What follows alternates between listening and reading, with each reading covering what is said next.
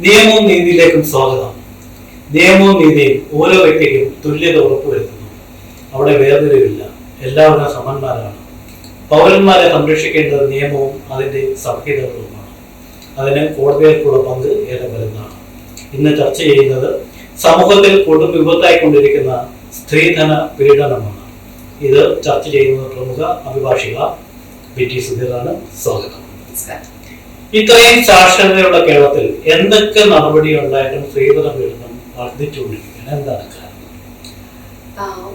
നമ്മുടെ ഈ ഒരു കേരളത്തില് നമ്മൾ സാക്ഷര കേരളം എന്നാണ് പറയുന്നത്.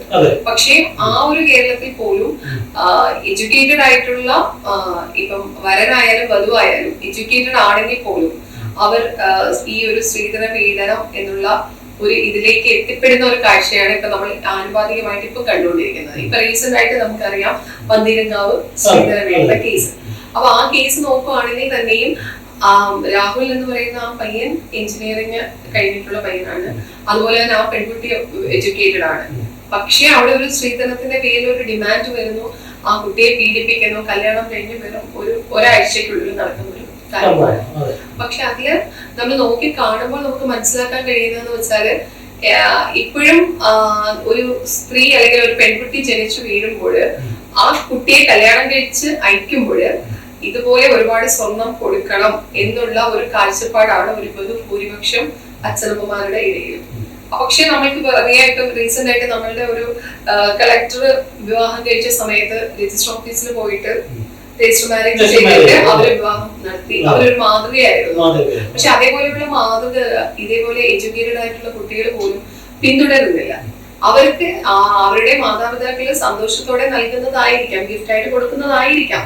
പക്ഷെ അത് കിട്ടിക്കഴിയുമ്പോൾ അതിൽ കൂടുതൽ വേണം എന്നുള്ള രീതിയിലേക്കാണ് പല വരന്മാരും പോകുന്നത്. അതുപോലെ തന്നെ കേരള പോലീസിന്റെ സ്ഥിതിവിവര കണക്കുകൾ അനുസരിച്ച് 2016 മുതൽ 2024 വരെ സ്ത്രീധന മരണ അതായത് ഇരയായ 97 പെൺകുട്ടികളാണ്. മനസ്സിലായത്? അപ്പൊ നമ്മുടെ ഔദ്യോഗികമായിട്ടുള്ള അവരെ ഒരു കണക്കാണ് ഇപ്പൊ വന്നിരിക്കുന്നത് നമ്മുടെ കേരളത്തിലാണ്. ആലോചിക്കണം. അപ്പൊ ശരാശരി നമ്മൾ നോക്കുമ്പോൾ ഒരു വർഷത്തിൽ 10ഓളം പെൺകുട്ടികളാണ് സ്ത്രീധനത്തിന് ഇരയായിട്ട് മരണപ്പെടുന്നത്. അപ്പൊ ഇപ്പൊ അതിന് ശരിക്കും നമ്മൾ ഉദാഹരണത്തിന് വിസ്മയ കേസ്, ഉത്തര കേസ് ഇത് നമ്മൾ പരിശോധിക്കുമ്പോഴാണ് ഇപ്പൊ വിസ്മയെ സംബന്ധിച്ചിടത്തോളം വിസ്മയുടെ ഭർത്താവ് പ്രതിയായിട്ടുള്ള അദ്ദേഹത്തിന് ജില്ലാ കോടതി 10 വർഷത്തേക്ക് നല്ല തടവും ഇത് കൊടുത്തിരിക്കുകയാണ്. പക്ഷെ ഇതൊരു മാതൃകയായിട്ട് പോയി ഇത് വീണ്ടും ഇവിടെ ആവർത്തിക്കുകയാണ്. എന്താണ് അതിന് കാരണം? ശരിക്കും ഇങ്ങനെ ആവർത്തിക്കുന്നതിന് ആക്ച്വലി ഇപ്പൊ വിസ്മയ കേസ് എടുക്കുവാണെങ്കിൽ തന്നെ ബഹുമാനപ്പെട്ട കൊല്ലം ജില്ലാ കോടതി ശിക്ഷ വിധിച്ചു. അപ്പൊ ശിക്ഷ വിധിച്ചു കഴിഞ്ഞാല് ആ പ്രതിക്ക് പിന്നീട് മേൽക്കോടതിയിൽ അപ്പീൽ കൊടുക്കാനുള്ള ഒരു പ്രൊവിഷൻ ഓൾറെഡി നമുക്ക് ഇവിടെ നിലവിലുണ്ട്.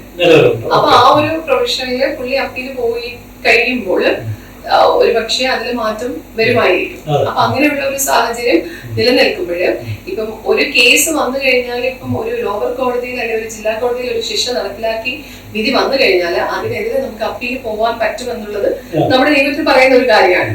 അപ്പൊ ആ ഒരു കാര്യം നിലനിൽക്കുന്ന സമയത്തോളം നമ്മൾക്ക് ഈ ഒരു ലോവർ കോടതിയുടെ വിധി ഹൈക്കോടതിയും കൂടെ ശരിവെച്ചാൽ മാത്രമേ അതില് അദ്ദേഹത്തിനെ നമുക്ക് ഹൈക്കോടതിയും ഇതിനെ പോലെ ശരിക്കും അതിന് അനുകൂലമായിട്ടൊരു വിധി കൊടുത്തില്ല എങ്കിൽ സുപ്രീം കോടതിയെ സമീപിക്കും. അദ്ദേഹത്തിന്റെ ഒരു റൈറ്റ് ആണ്. അപ്പൊ അവർക്ക് സുപ്രീം കോടതി അപ്രോച്ച് ചെയ്യാൻ പറ്റും.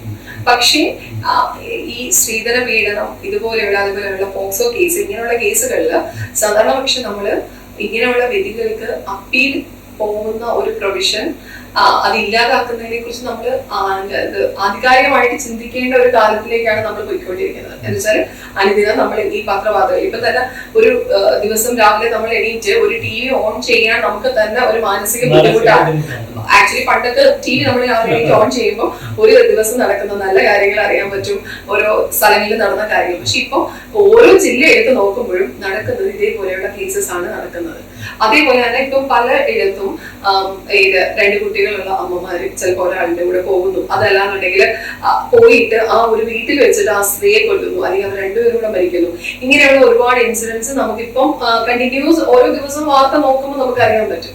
അപ്പം അതുകൊണ്ട് ഈ ഒരു വാർത്ത അതേപോലെ പത്രം ഇതെടുത്ത് നോക്കിക്കഴിഞ്ഞാൽ ഒരു നമ്മുടെ ഒരു ദിവസത്തെ ഒരു പോസിറ്റീവ് എനർജിയുടെ ഒരു 50% ഇങ്ങനെയുള്ള വാർത്തകൾ കാണുമ്പോൾ ഇല്ലാതാവും എന്നുള്ള ഒരു വാസ്തവമാണ്. പക്ഷെ ഇത് മാറ്റിക്കൊണ്ട് വരുന്നതിന് വേണ്ടിയിട്ട് നമ്മളുടെ ഇപ്പൊ കേരളത്തിലുള്ള ഗവൺമെന്റ് അതിനെതിരെ ഒരു നടപടികൾ ശക്തമായിട്ട് എടുക്കുന്നില്ല എന്ന് വേണം പറയാൻ. എന്ന് വെച്ചാൽ ഒരു ഗവൺമെന്റിന്റെ ഉത്തരവാദിത്വം എന്ന് വെച്ചാൽ ആ ഗവൺമെന്റിന്റെ കീഴിലുള്ള ജനങ്ങൾക്ക് സംരക്ഷണം നൽകുക. എസ്പെഷ്യലി സ്ത്രീകൾ കുട്ടികളാണെങ്കിൽ അവർക്ക് നല്ല സംരക്ഷണം കൊടുക്കാനുള്ള ബാധ്യത ആ ഗവൺമെന്റിനുണ്ട്. പക്ഷെ ആ ഗവൺമെന്റ് അത് ചെയ്യുന്നില്ല. ഇപ്പൊ ഈ കേസസ് ഓരോന്ന് ഇൻക്രീസ് ചെയ്യുമ്പോൾ അത് അവരൊരു റിസർച്ചിന് വിധേയമാക്കിക്കൊണ്ട് ഇത് എന്തുകൊണ്ട് ഇൻക്രീസ് ചെയ്യുന്നു, അവരുടെ മാനസിക ഒരു നിലയുടെ ഇതാണോ, അതോ ഇനി ഈ മയക്കുമരുന്നുകളുടെ അമിത ഉപയോഗമാണോ, എന്തുകൊണ്ടാണ് ഇത് ഇൻക്രീസ് ചെയ്യുന്നതെന്നുള്ളതിനുള്ള റീസൺ കണ്ടെത്തുന്നില്ല. അന്വേഷണം പോലീസ് അന്വേഷിക്കുന്നത് പലതും പ്രോപ്പർ അല്ല എന്നുള്ളത് യാഥാർത്ഥ്യമാണ്. അത് നമുക്ക് പല കേസുകളിലൂടെയും നമുക്ക് വെളിപ്പെടുത്തുന്ന ഒരു പരമമായ ഒരു യാഥാർത്ഥ്യമാണ് അത്. പിന്നീട് ചിലപ്പം ക്രൈംബ്രാഞ്ച് പോലെയുള്ള വേറെ ഏജൻസി ഏൽപ്പിക്കുമായിരിക്കാം. പക്ഷെ അവിടെയും ഫലപ്രദമായ ഒരു അന്വേഷണം നടക്കുന്നുണ്ടോ എന്നുള്ളത് വിലയിരുത്തപ്പെടണം. ഏറ്റവും ഒടുവിലായിട്ട് നമുക്കിപ്പോ സംഭവിച്ചിരിക്കുന്ന പന്തീരാങ്കാവിലെ ആ വിഷയമാണ്. അതിനകത്ത് പറയുന്നത് ആ പ്രതിയായ ഭർത്താവ് പറയുന്നത്, ഞാൻ അപ്പൊ അവര് ആവശ്യപ്പെട്ടത് 150 പവനും കാറുമാണ്. അപ്പൊ അത് ഡിസേർവിംഗ് എന്നൊരു വാക്കാണ് യൂസ് ചെയ്തിരിക്കുന്നത്. എന്ന് വെച്ചാൽ അയാൾ അർഹതപ്പെട്ടതാണ്. അപ്പൊ യഥാർത്ഥ സ്ത്രീധനം വാങ്ങുന്നത്, കൊടുക്കുന്നത്, പ്രേരിപ്പിക്കുന്നത് ഇത് നമ്മുടെ ഇവിടെ എല്ലാം കുറ്റകരമാണ്. അതേപോലെ തന്നെ ഒരു വിവാഹത്തിന് വേണ്ടിയിട്ട് മുടക്കാൻ ഒരു പണം കൊടുക്കുന്നത് പോലും കുറ്റകരമാണ്. പക്ഷെ ഈ ഒരു അവസ്ഥയിൽ ഡിസേർവിംഗ് എന്നുള്ള വാക്കിന് ഉപയോഗിക്കാൻ തെറ്റല്ലേ?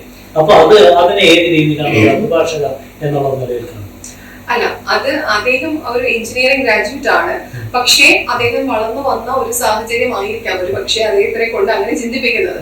ബിക്കോസ് അയാളുടെ നാട്ടിൽ അയാൾ നോക്കുമ്പോൾ കാണുന്നത് ഇപ്പൊ ഒരു എഞ്ചിനീയറിംഗ് ഗ്രാജുവേറ്റ് അല്ലെങ്കിൽ ആ ഗ്രാജുവേറ്റിന് ഇത്രയും പവനും ഇത്ര കാറും ഒക്കെ വധുവിന്റെ വീട്ടുകാരെ കൊടുക്കുന്നുണ്ട്. അപ്പൊ എന്തുകൊണ്ടും വെരി എഡ്യൂക്കേറ്റഡ് ആയിട്ടുള്ള എനിക്കത് കിട്ടും എന്നുള്ളൊരു ആ ഒരു എന്താ പറയാ, അത് ഓരോരുത്തരുടെയും ഒരു ചിന്താഗതിയാണ്.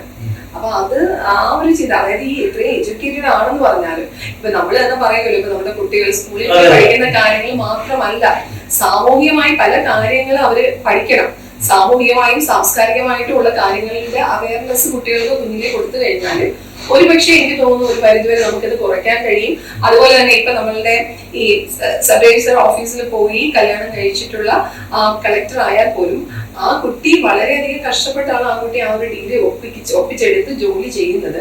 ആ കുട്ടി അതിന്റെ ഒരു വിവാഹം, അതിനുള്ള ആ ഒരു വിദ്യാഭ്യാസം, അതേപോലെ തന്നെ അതിനുള്ള ആ ഒരു സമൂഹത്തിനോടുള്ള ഒരു കൺസെപ്റ്റ് കൊണ്ടാണ് ആ ഒരു കൺസെപ്റ്റിലൂടെ അത് വിവാഹം നടത്തി മാതൃകയായി തീർന്നിരിക്കുന്നത്. അപ്പൊ ശരിക്കും ഈ ഒരു മത്സര ബുദ്ധിയും പ്രദർശനാത്മകതയും ഇതിന് പ്രധാന കാരണമായി മാറും. അതായത് മത്സര ബുദ്ധി എന്ന് പറയുമ്പോൾ കുട്ടിക്കാലം മുതൽ തന്നെ കുട്ടികളെ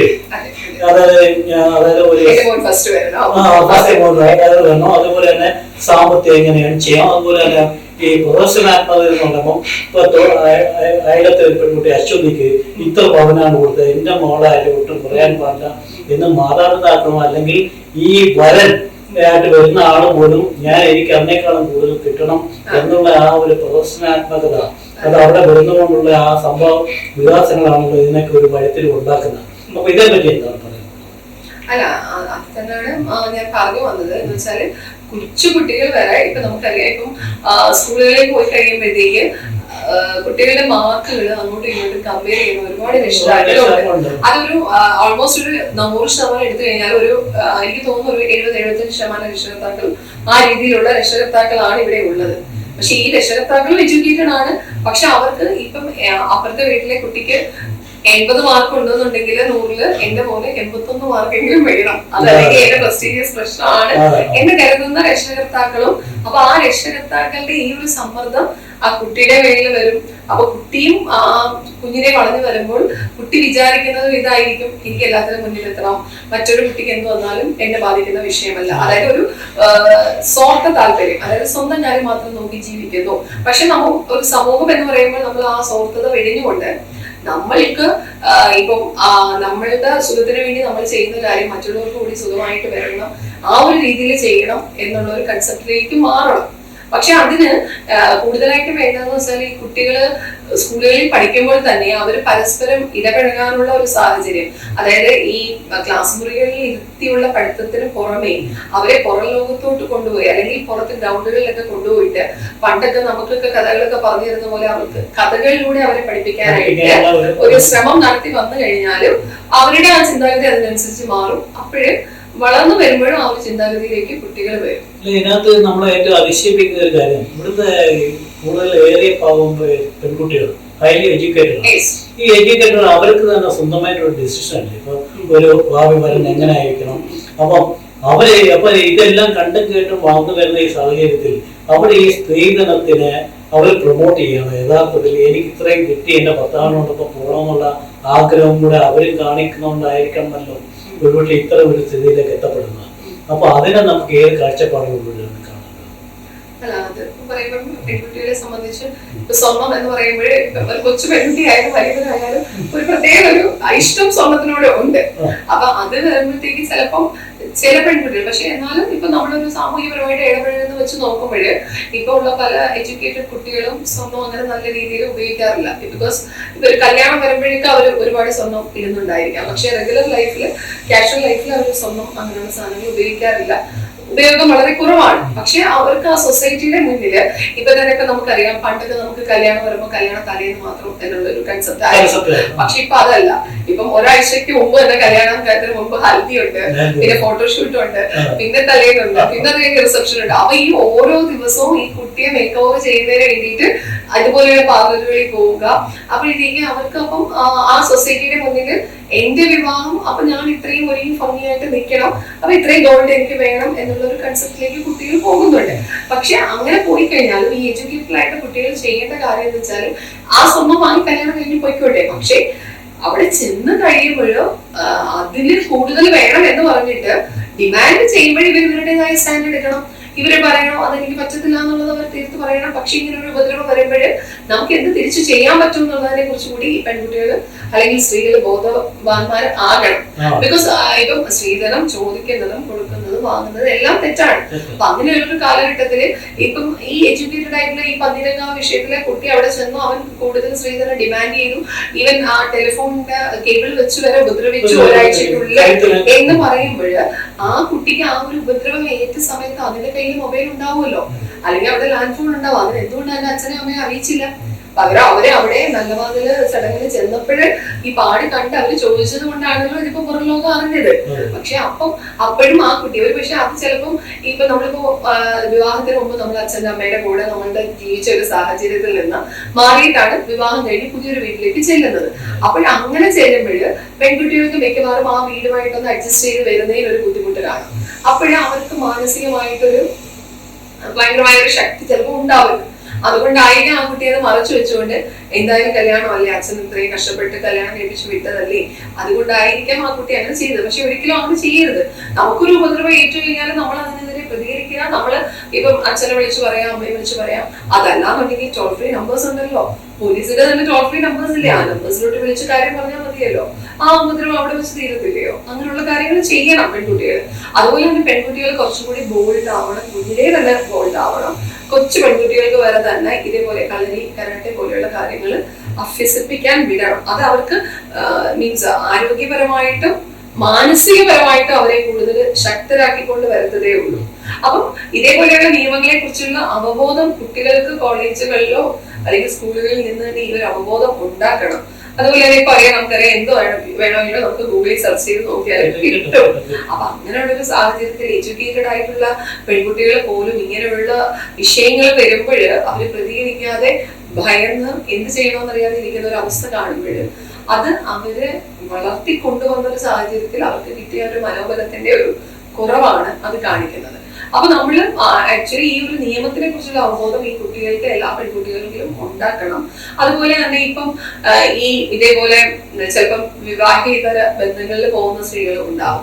അതെനിക്ക് തോന്നുന്നു ഇപ്പൊ ഒരു മെജോറിറ്റി ഒരു 50% നോക്കുമ്പോഴും അങ്ങനെയുള്ള ഓരോ കാര്യങ്ങൾ ദിവസേന ഇങ്ങനെ പൊങ്ങിപ്പോകുന്നുണ്ട്. പക്ഷെ അത് നമ്മൾ നോക്കുമ്പോൾ നമ്മളുടെ ആ കുടുംബത്തിലുള്ള ആ ഒരു ഐക്യത്തിന്റെയോ അല്ലെങ്കിൽ കുടുംബത്തിലുള്ള ആ ഒരു കുടുംബ ഭദ്രതയുടെ ഒരു കുറവാണ് അങ്ങനെയുള്ള ഒരു ഇതിലേക്ക് സ്ത്രീകളായാലും പുരുഷന്മാരായാലും പോയി ചാടുന്നതിലേക്ക് നയിക്കുന്നത്. അതാണ് പണ്ടൊക്കെ നമുക്കറിയാം, ഇപ്പം വൈകിട്ടായാലും സന്ധ്യയ്ക്ക് നമ്മൾ വിളക്ക് കൊളുത്തും, നാമം ചൊല്ലും, കുടുംബത്തില് എല്ലാവരും അച്ഛനും അമ്മയും അമ്മാമ്മയും എല്ലാവരും ഒരുമിച്ചിരുന്ന കാര്യം പറയും, അത്താഴം കഴിക്കുന്നത് ചിലപ്പോൾ ഒരുമിച്ചായിരിക്കും, ഇതൊക്കെ ചെയ്യും. പക്ഷെ ഇപ്പൊ ഒരു വീട്ടില് ഇപ്പൊ 4 പേരുണ്ടെന്നുണ്ടെങ്കിൽ അമ്മ ഒരു സമയത്ത് വരും, അച്ഛൻ ഒരു സമയത്ത് വരും, മക്കൾ ട്യൂഷൻ കഴിഞ്ഞ് വരുന്നത് ഒരു സമയം. ഇപ്പൊ അച്ഛനും അമ്മയും ഓഫീസ് വർക്ക് ചെയ്യുന്നവരാണ്, അവർക്ക് അവരുടേതായ ഓഫീസ് വർക്ക് കാണും.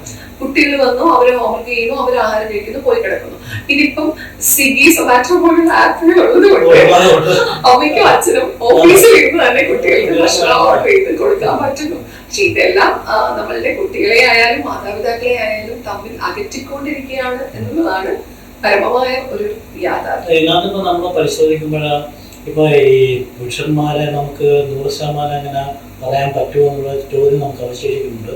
അത് ഞാൻ ചോദിക്കാൻ കാര്യം, ഇപ്പൊ തന്നെ ഈ പെണ്ണിന്റെ വീട്ടുകാര് എന്റെ മകൾക്ക് ഇത്രയും കൊടുത്ത് അയക്കണം, ഞാൻ നേരത്തെ പറഞ്ഞ പോലെ.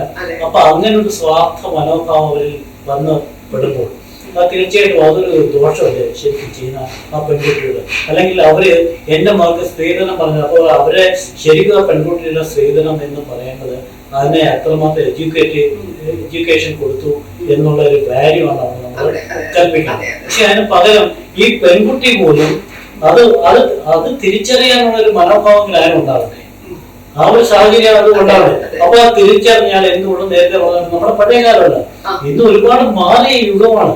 അപ്പൊ ഇപ്പൊ ഒരു ഉത്തരവാദിത്വം പറയുന്നുണ്ടായ മാനസികമായിട്ട് കുറച്ച് പ്രശ്നങ്ങൾ ഉണ്ടായിരുന്ന ഒരു കുട്ടിയായിരുന്നു എന്ന് വേണമെങ്കിൽ നമുക്ക് പറയാം. അതിന് പ്രതികരണ ശേഷിയിൽപ്പെട്ടേ ഉണ്ടായിട്ടില്ല എന്ന് പറയാം. പക്ഷെ ഈ പന്തിരാജാവിനെ സംബന്ധിച്ചിടത്തോളം പ്രശ്നം അതല്ലല്ലോ, അതിനെ സംബന്ധിച്ച് ഞങ്ങളുടെ വിഷയങ്ങളല്ലോ.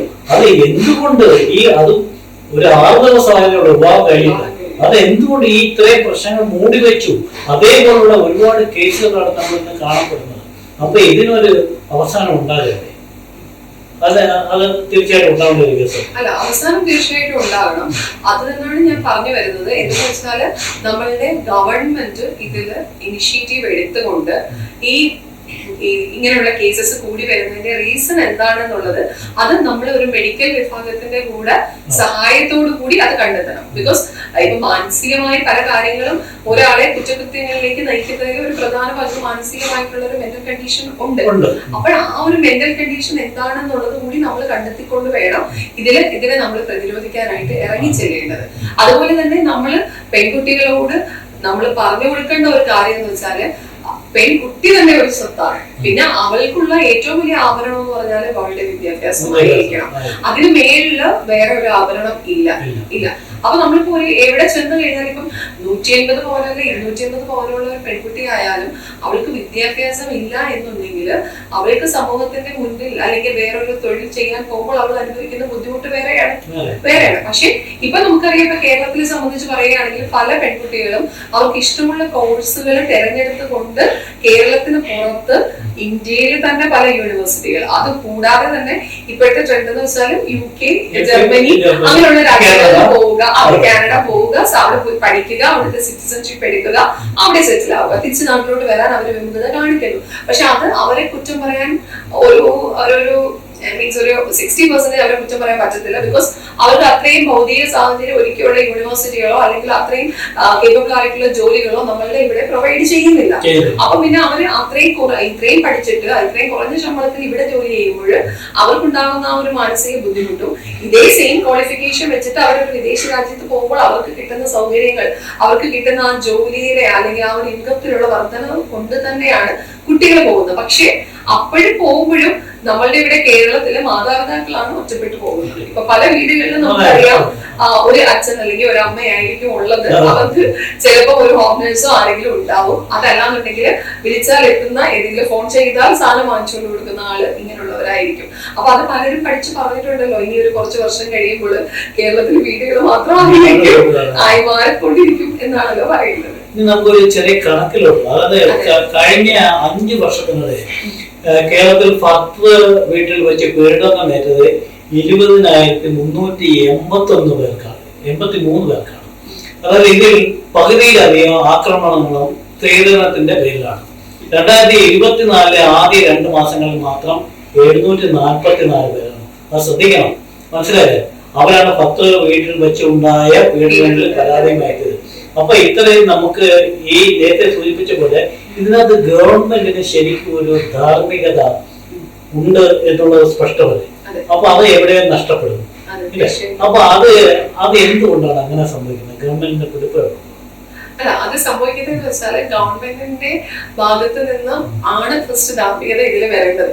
ബിക്കോസ് ഇപ്പൊ ഒരു ക്രൈം നടന്നു കഴിയുമ്പോൾ അതിനെ പ്രിവെന്റ് ചെയ്യാൻ വേണ്ടിയിട്ട് പോലീസ് എന്ന് പറഞ്ഞൊരു സംവിധാനമാണല്ലോ ഉള്ളത്. അപ്പൊ ഈ ഒരു പോലീസ് എന്ന് പറയുന്ന ഒരു സംവിധാനം ഗവൺമെന്റിന്റെ ഇതിൽ വരുന്നതാണല്ലോ. അപ്പം ഗവൺമെന്റ് ഈ സ്ത്രീകളുടെയും കുട്ടികളുടെയും കാര്യങ്ങൾക്ക് വേണ്ടിയിട്ട് ഒന്നുകിൽ ഒരു പ്രത്യേക ഒരു വകുപ്പ് സൃഷ്ടിക്കുകയോ ഇങ്ങനെയുള്ള കാര്യങ്ങൾക്ക് വേണ്ടി ഒരു വകുപ്പ് സൃഷ്ടിക്കുകയോ ആ വകുപ്പിന്റെ കീഴിൽ ഈ വിഷയങ്ങളെ കുറിച്ച് പഠനം നടത്തിക്കൊണ്ട് ഇതെങ്ങനെ പ്രിവെന്റ് ചെയ്യാം എന്നുള്ളത് കണ്ടെത്തി മുന്നോട്ട് ഗവൺമെന്റ് പോയി കഴിഞ്ഞാൽ ഒരു പരിധിവരെ നമുക്കത് കുറയ്ക്കാൻ കഴിയാം. പിന്നെ ഇപ്പോഴത്തെ കേരളത്തിലെ ഗവൺമെന്റിനെ കുറിച്ച് പറയുകയാണെങ്കിൽ നമ്മൾക്കറിയാം, ഒരു നാഥനില്ല കളരി പോലെയാണ് ഇപ്പൊ ഇവിടുത്തെ ഒരു ഗവൺമെന്റ് സഞ്ചരിച്ചുകൊണ്ടിരിക്കുന്നത്. അതേ ഇപ്പൊ തന്നെ ഈ ഒരു സംഭവങ്ങൾ നടക്കുമ്പോൾ തന്നെ നമ്മളുടെ മുഖ്യമന്ത്രി നമ്മളുടെ ഈ കൊച്ചു കേരളത്തിൽ ഇല്ല. അദ്ദേഹം ടൂർ പോയിരിക്കുകയാണ്, വിദേശയാത്രയിലാണ്. അപ്പൊ ഇങ്ങനെയുള്ള അർജൻസി ആയിട്ടുള്ള കാര്യങ്ങൾ ഇവിടെ നടക്കുമ്പോൾ ആഭ്യന്തരം പോലും കൈകാര്യം ചെയ്തുകൊണ്ടിരിക്കുന്ന അദ്ദേഹം ഈ ഒരു സംസ്ഥാനത്തില്ല. അപ്പൊ അദ്ദേഹത്തിന്റെ കീഴിൽ വരുന്ന പോലീസ് എത്രത്തോളം കാര്യക്ഷമമായി പ്രവർത്തിക്കും എന്നുള്ളത് അതെ. അതിൽ ആദ്യമേ തന്നെ നമുക്കറിയാം, അതിനകത്ത് ആ കുട്ടിയുടെ ഇത്രയും പാടും കാര്യങ്ങൾ ഉണ്ടായിട്ട് പോലും അതില് ഈ കൊലപാതക ശ്രമം പോലെയുള്ള സെക്ഷൻ അതിൽ ഇടാതെ ഇരുന്നു. അതിനുശേഷം നമുക്കറിയാം, ഇപ്പം വനിതാ കമ്മീഷൻ സംസ്ഥാന അധ്യക്ഷ അതിൽ ഇടപെട്ടിട്ടുണ്ട്. അവരുടെ ഒരു വാർത്തയുടെ ഇടയിൽ അവർ സംസാരിക്കുന്ന ശ്രദ്ധയിൽപ്പെടുകയുണ്ടായി. അതായത് അവര് വിളിച്ചു പറഞ്ഞതിന് ശേഷമാണ് പിന്നീട് ആ ഒരു സെക്ഷൻ കൂടി അതിൽ ആഡ് ചെയ്ത് ഇട്ട് വന്നത്. അപ്പം ഈ ഒരു പരാതിയുമായിട്ട് ഒരു വ്യക്തി ഒരു പോലീസ് സ്റ്റേഷനിൽ ചെല്ലുമ്പോൾ ആ വ്യക്തിക്ക് ഉണ്ടാകുന്ന ബുദ്ധിമുട്ടുകൾ വളരെ അധികമാണ് ഇപ്പം എല്ലാ പോലീസ് സ്റ്റേഷനുകളിലും ഉയർന്നത്. പ്രത്യേകിച്ച് ഈ ഒരു ഇലക്ഷൻ കാലഘട്ടത്തില് പല സ്റ്റേഷനുകളിലും ഷഫിൾ ചെയ്ത് പോലീസുകാർ വന്നിട്ടുണ്ട് സ്റ്റേഷൻ ഹൗസ് ഓഫീസർമാരായിട്ട്. അപ്പൊ അതിൽ പലർക്കും അവരുടെ ജനുവനായിട്ടുള്ള പരാതിയായിട്ട് ചെന്നിട്ട് പോലും അവർക്ക് ആ ഒരു എന്താ പറയാ പ്രാതിനിധ്യം അവിടെ കിട്ടിയിട്ടില്ല. അതുപോലെ തന്നെ അതില് ഇപ്പൊ ഒടിവ് പോലും ഉണ്ടായിട്ട് പോലും അതിന് വരുന്ന സെക്ഷൻ 8 FIR തയ്യാറാക്കുന്ന സ്റ്റേഷനുകളുണ്ട്. അങ്ങനെയുള്ള കക്ഷികൾ നമ്മളെ സമീപിച്ചിട്ടുണ്ട്. അപ്പൊ അതാണ് ഞാൻ പറയുന്നത്. അപ്പൊ പൊതുവില് ഗവൺമെന്റിന് ഇതിനകത്ത് ഒരു ധാർമ്മികത വരണം. വന്നതിന് ശേഷം മാത്രമേ അത് ജനങ്ങളിലേക്ക് കൊണ്ടുചെന്ന് എത്തിക്കാൻ കഴിയുള്ളൂ. പിന്നെ അല്ലെങ്കിൽ ചെയ്യാൻ പറ്റുന്നതെന്ന് വെച്ചാൽ സ്ത്രീകൾക്ക് വേണ്ടിയിട്ടുള്ള പല സംഘടനകളുണ്ട്, പ്രൈവറ്റ് ആയിട്ടുള്ള പല സംഘടനകളുണ്ട്. അപ്പൊ ആ സംഘടനകളിലൂടെ നമ്മൾക്ക് എത്രത്തോളം ഇത് കൊടുക്കാൻ കഴിയുമോ അത്രത്തോളം നമുക്ക് കൊടുക്കാൻ കഴിയണം. ഇപ്പം ഇത് പറഞ്ഞു വന്നപ്പോഴത്തേക്ക് പറയുകയാണ്, ഇപ്പൊ നമുക്കറിയാം എറണാകുളത്ത് തന്നെ ഒരു കുഞ്ഞ് ജനിച്ച ഉടനെ ഫ്ലാറ്റിൽ നിന്ന് എടുത്ത് ഇറങ്ങി പോകുന്നു. അപ്പൊ ആ ഒരു മാനസിക അങ്ങനെ ഒരു അവസ്ഥയിൽ വരെ ഇവിടെയുള്ള സ്ത്രീകള് പെൺകുട്ടികൾ എത്തിപ്പെട്ടുകൊണ്ടിരിക്കുന്നു. അത് ആ ഒരു വീട്ടിലെ അച്ഛനും അമ്മയോടും കൂടെ താമസിച്ച ഒരു മകള് ഗർഭിണിയായി എന്നുള്ളത് അവരറിഞ്ഞില്ല എന്ന് പറയുന്നു. അപ്പൊ അതൊക്കെ എങ്ങനെ നമുക്ക് സങ്കല്പിക്കാൻ പോലും പറ്റത്തില്ല. ഒരു വീട്ടിൽ കഴിയുന്നു, അച്ഛനും അമ്മയ്ക്കും അറിയത്തില്ല. രാവിലെ ഡെലിവറി കഴിഞ്ഞാൽ ഈ കുട്ടിയെ തന്നെ എടുത്ത് എറിയുന്നു ആ പിഞ്ചു കുഞ്ഞിനെ കുറിച്ച്. ഭയാനകമല്ല, നമ്മൾക്ക് തന്നെ എന്താ പറയാ, നമുക്ക് എന്ത് ചെയ്യാൻ വരുന്ന ആ ഒരു അവസ്ഥയാണ്. എത്രയോ പേര് ഒരു കുട്ടിക്ക് വേണ്ടിയിട്ട് ഈ നാട്ടില് നേർച്ചയായിട്ട് വഴിപാടായിട്ട് അതേപോലെ തന്നെ ഓർഫനേജുകളുടെ പേര് കൊടുത്തിരിക്കുന്നു ആ ഒരു സമയത്ത്. അപ്പൊ എറണാകുളം പോലെയുള്ള സിറ്റികളിൽ ഇപ്പൊ നടന്നുകൊണ്ട് ഇരിക്കുന്ന ഈ ഒരു അതിനുശേഷമാണ് പിന്നീട് ഹോസ്റ്റലിൽ ഒരു കുട്ടിയാണ്, അത് നമ്മുടെ ഇവിടെ കൊല്ലത്ത് നിന്ന് അവിടെ പഠിക്കാൻ പോയ ഒരു കുട്ടിയാണ്. അപ്പം ഇതേപോലെയുള്ള സംഭവങ്ങള് ഇപ്പം ഒറ്റപ്പെട്ട സംഭവമല്ല, ഇത് നിത്യേന വരും. നമ്മൾ ഇത് കാണാൻ വേണ്ടിയിട്ടായിരിക്കണം TV തുറക്കുന്ന സ്റ്റേജിലേക്കാണ് പോകുന്നത്. നിലവിൽ കേരളത്തിലെ കുടുംബ കോടതികളിൽ 1 ലക്ഷത്തിലധികം കേസുകളാണ് നിലവിലുള്ളത്. എന്നാൽ ഇത്തരം കേസുകളെ സംബന്ധിച്ച് കൃത്യമായ കണക്കുകളോ രേഖകളോ വനിതാ കമ്മീഷനില്ല, അവർക്ക് ലഭിച്ചിട്ടില്ല. ഇതെന്തുകൊണ്ട് സംഭവിക്കുന്നു? അല്ല, അത് ആക്ച്വലി എന്താന്ന് വെച്ചാല് ഇപ്പൊ കോടതിയിൽ നമ്മൾ കേസ് ഫയൽ ചെയ്യുമ്പോഴത്തേക്ക് കോടതിയിൽ അതിന്റെ ഒരു സ്റ്റാറ്റസ് കാണും, ഇത്ര കേസുകളാണ് ഇന്ന കക്ഷികളാണെന്നുള്ളത് അവിടുത്തെ ഡേറ്റ എൻട്രിയിൽ അത് ഉണ്ടാവും. പക്ഷെ അത് വനിതാ കമ്മീഷന്റെ അതെ, അത് വനിതാ കമ്മീഷൻ അതിനകത്തോട്ട് ഇറങ്ങി ചെല്ലുന്ന ഒരു രീതിയിൽ അവര് ആയി വരണം. അതായത് എന്തുകൊണ്ടാണ് ഇത്രയും സ്ത്രീകൾ ഇങ്ങനെ കേസുമായിട്ട് പോകുന്നത്, അല്ലെങ്കിൽ ജനറലൈസ് ചെയ്തുകൊണ്ട് ഇന്ന കാറ്റഗറി എന്ന് തിരിച്ച് അവർക്കൊരു പഠനം നടത്താവുന്നതാണ്. അതുപോലെ തന്നെ ഈ സ്ത്രീധനത്തിനെതിരെയും സ്ത്രീധന പീഡനത്തിനെതിരെ പരാതി നൽകാനുള്ള സംവിധാനം നിലവിലുണ്ട്. കല്യാണം കച്ചവടമല്ല, കുടുംബജീവിതത്തിന്റെ തുടക്കമാണ് എന്ന് തിരിച്ചറിയണമെന്ന് പറയുന്നു. അല്ലെ? അപ്പൊ അതിനെ നമ്മളന്ന് സൗഹൃദയിലേക്കുമ്പോ എങ്ങനെ നമുക്ക് എങ്ങനെ കാണാൻ പറ്റും? അതായത് ഇപ്പം കുടുംബജീവിതം, ഇപ്പൊ കുടുംബം എന്ന് പറയുമ്പോഴത്തേക്ക് ആദ്യമേ ഒരു വ്യക്തി നന്നായാൽ മാത്രമേ ഒരു കുടുംബത്തില് ആ കുടുംബം നന്നാവത്തുള്ളൂ. അപ്പം ആ ഒരു വ്യക്തി നന്നാവണമെന്നുണ്ടെങ്കിൽ ഒരു കുട്ടിയായിരിക്കുമ്പോൾ തന്നെ ആ കുട്ടിക്ക് നമ്മൾ സാമൂഹികമായ മൂല്യങ്ങളും പഠനത്തോടൊപ്പം സാമൂഹിക മൂല്യങ്ങൾ നൽകി മുന്നോട്ട് കൊണ്ടുവന്നു കഴിഞ്ഞാല് അവനെ അല്ലെങ്കിൽ അവളെ നമ്മൾക്കൊരു നല്ലൊരു വ്യക്തിയായിട്ട് വാർത്തെടുക്കാൻ കഴിയും. അപ്പൊ അങ്ങനെയുള്ള വ്യക്തികൾ വളർന്നു വരുമ്പോൾ അവർക്ക് ഇങ്ങനെയുള്ള ഇപ്പം ഈ സ്ത്രീധന പീഡനം ഇങ്ങനെയുള്ള കാര്യങ്ങൾ കാണുമ്പോൾ, ഇപ്പൊ ആൺകുട്ടിയെ ആണെങ്കിൽ, ഇപ്പൊ എനിക്ക് 2 ആൺമക്കളാണുള്ളത്. ഇപ്പൊ ഞാനിപ്പോ എന്റെ വീട്ടിൽ എന്റെ കുട്ടികളോട് പറഞ്ഞു കൊടുക്കുന്നു, മോനെ ഇങ്ങനാണ്, സ്ത്രീ ഇങ്ങനാണ്, അല്ലെങ്കിൽ പെൺകുട്ടികൾ ഇതാണ്, അപ്പൊ നിങ്ങൾ ആ രീതിയിലാണ് കാണേണ്ടത്, ഇങ്ങനെ ഉപദ്രവം അങ്ങനെയുള്ള കാര്യങ്ങൾക്ക് പോകരുത് എന്നുള്ളൊരു അവയർനെസ് നമ്മൾ കുഞ്ഞുങ്ങൾക്ക് കൊച്ചിലെ കൊടുക്കുമ്പോൾ അവർക്ക് ആ സ്ത്രീ എന്ന് പറയുമ്പോൾ അല്ലെങ്കിൽ അമ്മ അല്ലെങ്കിൽ ഒരു എന്താ പറയാ ബഹുമാനിപ്പിക്കേണ്ട ഒരു കാറ്റഗറി ആണെന്നുള്ളൊരു ചിന്താഗതി ആൺകുട്ടികളുടെ ഇടയിൽ വരികയാണെന്നുണ്ടെങ്കിൽ എനിക്ക് തോന്നുന്നു ഒട്ടുമിക്ക ഇതേപോലെയുള്ള കേസുകൾ നമുക്ക് ഒരു പരിധിവരെ നമുക്കത് കുറച്ച് കൊണ്ടുവരാൻ കഴിയും. അതുപോലെ നമുക്കിപ്പോ ഈ 1961 പാർലമെന്റ് പാസ്സാക്കിയ ആ നിയമം അതാണ് നമുക്കിപ്പോ നിലവിലുള്ളത്. അപ്പൊ അത് ഞാൻ ഇത്രയും പിന്നിടുമ്പോഴും പല ഇത്തരം സംഭവങ്ങൾ അതേസമയം വികാസങ്ങൾ ഉണ്ടാകുമ്പോഴായിട്ട് എന്തെങ്കിലും ഭേദഗതികൾ ഇതിനിടയിൽ എന്തെങ്കിലും ഉണ്ടായിട്ടുണ്ടോ? അല്ല, 2018 വന്നിട്ടുണ്ട്. പക്ഷെ ഈ ഒരു കേസസ്, അതായത് ഈ കേസസ്, ഈ ക്രൂവൽറ്റി എങ്ങനെ ഇൻക്രീസ് ചെയ്യുന്നു, ഇപ്പം നമുക്കറിയാം ഒരു 2000 കഴിഞ്ഞതിന് ശേഷം, അല്ല 2020 കഴിഞ്ഞതിന് ശേഷം ഇത് ഇൻക്രീസ് ചെയ്ത് വന്നുകൊണ്ടിരിക്കുകയാണെന്നുള്ളത് നമ്മൾ കണ്ടെത്തുന്നു. അപ്പോഴും അതിനനുസരിച്ച് അതിനകത്ത് അമെൻമെന്റ് വരുത്തേണ്ടത് ആവശ്യമാണ്. പക്ഷെ അത് ചെയ്യണം, അതുകൂടി നടപ്പിലാക്കി വരണം. ഇപ്പം നമുക്കിപ്പോ ഒരു പെൺകുട്ടിക്ക് നേരത്തെ പറഞ്ഞ പോലെ ഇങ്ങനെ ഒരു സംഭവം നേരിട്ട് അനുഭവപ്പെട്ടാൽ അത് ആദ്യം ഈ എവിടെ ആയിരിക്കണം, ഏത് വഴിയായിരിക്കണം, അത് ഒന്നീ മാതാപിതാക്കളെ അറിയിക്കണം, അല്ലാതെ അതിന് പരിരക്ഷ ലഭിക്കാനുള്ള മാർഗം. അല്ലാതെ നമ്മൾക്ക് ടോൾ ഫ്രീ നമ്പറിൽ വിളിച്ച് പരാതിപ്പെടാൻ പറ്റും. പരാതിപ്പെട്ട് കഴിയുമ്പോൾ അത് കൺസേൺ പോലീസ് സ്റ്റേഷനിലോ അത് അന്വേഷണം വരികയും ചെയ്യും. പിന്നീട് ആ കുട്ടിയുടെ അമ്മയോടും അച്ഛനോടും പറഞ്ഞുകൊണ്ട് അവരുമായിട്ട് ചേർന്നുകൊണ്ട് പരാതി കൊടുക്കാൻ പറ്റും. പിന്നെ സ്ത്രീധന പീഡനത്തിന് നമ്മൾ പോലീസ് സ്റ്റേഷനിൽ ഫസ്റ്റ് കംപ്ലൈന്റ് കൊടുക്കുക. കംപ്ലൈന്റ് കൊടുത്ത് നമ്മൾ FIR എഴുതിപ്പിച്ച് നമ്മളുടെ മൊഴി രേഖപ്പെടുത്തുക. അതിനുശേഷം പോലീസ് അതിലുള്ള പ്രതിയെ കണ്ടെത്തി അവരെ അറസ്റ്റ് ചെയ്ത് ആ കാര്യങ്ങൾ ചെയ്യുകയാണ്. അങ്ങനെയാണ് അതിന്റെ അന്വേഷണം പോകേണ്ടത്. പിന്നീട് ഇതേ പീഡനം തന്നെ ഇത് ഗാർഹിക പീഡനത്തിന്റെ കീഴിലും വരും. സ്ത്രീധന പീഡനം എന്ന് പറയുമ്പോഴത്തേക്ക് അത് ആ ഭർത്തൃ വീട്ടിൽ വെച്ചുള്ള ഉപദ്രവം ഗാർഹിക പീഡനത്തിന്റെ കീഴിലും വരുന്നതാണ്. പക്ഷെ ഫുള്ളി സ്ത്രീധനത്തിനെ ചൊല്ലിയാണെന്നുണ്ട് അത് കല്യാണം കഴിഞ്ഞ് വിത്തിൻ 7 years ആണെന്നുണ്ടെങ്കിൽ അത് ഡൗറി പ്രൊവിഷൻ ആക്ടിന്റെ കീഴിൽ വരും. സ്ത്രീധന പീഡന നിരോധന നിയമത്തിന്റെ പരിധിയിൽ വരും. ആ ആക്ട് വെച്ചിട്ടാണ് അത് പിന്നീട് മുന്നോട്ട് പോകുന്നത്. അതായത് വിസ്മയം മരിക്കുന്ന ആ സാഹചര്യം കണക്കിലെടുത്ത് അപ്പം വിസ്മയുടെ ഭർത്താവ് പ്രതിയായിട്ടുള്ള കിരണിനെതിരെ ജില്ലാ കോടതി വിധി പ്രസ്താവന നടത്തിയപ്പോൾ കുറച്ച് വാക്കുകൾ പറഞ്ഞിട്ടുണ്ട്. അത് നമ്മളൊന്ന് എടുക്കുകയാണ്. അതായത് ഭർത്താവിന്റെ ജംഗമ വസ്തുവല്ല ഭാര്യയാണ്. അവർക്ക് വ്യക്തിത്വവും അന്തസ്സും ഉണ്ട്. ഒരു വ്യക്തിയുടെ ജീവിതത്തിൽ ഏറ്റവും വലിയ സുഗന്ധം അന്തസ്സാണ്. എപ്പോൾ അന്തസ്സ് നഷ്ടപ്പെടുന്നുവോ അപ്പോൾ ജീവിതത്തിന്റെ ശ്വാസം തന്നെയാണ് നിലയ്ക്കുന്നത്. വിസ്മയുടെ ഭർത്താവ് കെൻകുമാറിനെതിരെ 10 വർഷത്തെ തടവശിക്ഷ നൽകിക്കൊണ്ടുള്ള കൊല്ലം ജില്ലാ കോടതിയുടെ വിധിയാണ്. അപ്പൊ ഇതിനെ ഏത് രീതിയിലാണ് ഒരു അഭിഭാഷക എന്നുള്ള നിലയിൽ നോക്കിക്കാണുന്നത്? ആക്ച്വലി എന്താ വെച്ചാല് സ്ത്രീ തന്റെ ഒരു ധനമാണ്. അപ്പം പിന്നെ അവൾക്ക് അവളുടെ അതാണ് പറയുന്നത്, അതൊരു വിൽപ്പന വസ്തുവായിട്ടോ അങ്ങനെ ഉള്ള ഒരു കൺസെപ്റ്റ് മാറണം. ബിക്കോസ് ഇപ്പൊ സ്ത്രീ എന്ന് പറയുന്നത് എത്ര നമ്മുടെ സ്ത്രീയെ പൂജിക്കുന്നുവോ അത്രത്തോളം നമ്മൾക്ക് നല്ലത് വരും എന്നുള്ള പണ്ട് പറഞ്ഞിട്ടുണ്ടല്ലോ. അപ്പൊ അതുകൊണ്ട് സ്ത്രീ എന്ന് പറയുന്നത് ഒരു എന്താണ് ഈ ജംഗമ സ്വത്തല്ല. അതെ, ഇപ്പം ഒരു വിവാഹം എന്ന് പറയുമ്പോൾ അത് 2 വ്യക്തികൾ ചേർന്ന് ഭാര്യ ഭർത്താക്കന്മാരായിട്ട് അവർ വിവാഹ ബന്ധത്തിൽ ഏർപ്പെടുകയാണ് ചെയ്യുന്നത്. പക്ഷെ അത് 2 വ്യക്തികളാണ്. ഭാര്യ ഭർത്താവ് 2 പേർക്കും ഈക്വലി റൈറ്റ് ഉണ്ട്. അല്ലാതെ ഭർത്താവിന്റെ അടിമയോ അല്ലെ ഭർത്താവ് പറയുന്ന പോലെ കേൾക്കുന്ന ഒരു വ്യക്തിയല്ല ഭാര്യ, അതേപോലെ ഭാര്യ പറയുന്നത് കേൾക്കുന്ന ഒരു വ്യക്തിയല്ല ഭർത്താവ്. പക്ഷെ ഇവർ 2 പേരുടെയും ചിന്താഗതികൾ സമന്വയിപ്പിച്ചുകൊണ്ട് മാക്സിമം അഡ്ജസ്റ്റ്മെന്റിലൂടെ ഇവർക്ക് മുന്നോട്ട് പോകും. മ്യൂച്വൽ അണ്ടർസ്റ്റാൻഡിംഗ് അല്ലെ, അവർ തമ്മിലുള്ള കെമിസ്ട്രി നല്ല രീതിയിൽ കൊണ്ടുപോകാൻ മുന്നോട്ട് കൊണ്ടുപോകാൻ പറ്റും. അപ്പൊ ഏതായാലും നമുക്ക് ഇത്രയും കാര്യങ്ങൾ നമുക്ക് അറിയാൻ കഴിഞ്ഞു. അടുത്തൊരു വിഷയമായി നമ്മൾ ഉടനെ മടങ്ങിയെത്തും. അതുവരെ നന്ദി, നമസ്കാരം.